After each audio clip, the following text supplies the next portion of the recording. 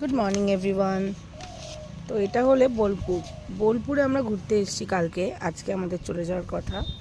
এটা হচ্ছে আমাদের রিসর্ট, আর রিসর্টটা তোমরা জাস্ট দেখো। তার বিশেষত্ব হচ্ছে এখানে 13 কি 12 রকমের মনে হয় বললো, বিভিন্ন বিভিন্ন রকমের আম আছে। আর আমগুলো হচ্ছে একদমই আমাদের মাথার ওপরে।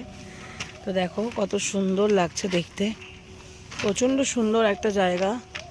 মানে চারিদিকে থোকা থোকা আম, ডিফারেন্ট ডিফারেন্ট আম, আর খুবই সুন্দর, সব মিলিয়ে অ্যাম্বিয়েন্স খুবই ভালো। এখানে পাখিরা যাতে বসতে পারে তার একটা ব্যবস্থা।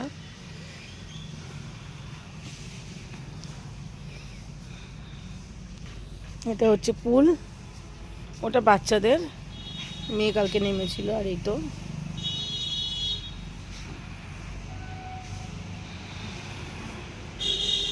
এখানে বসার জায়গা।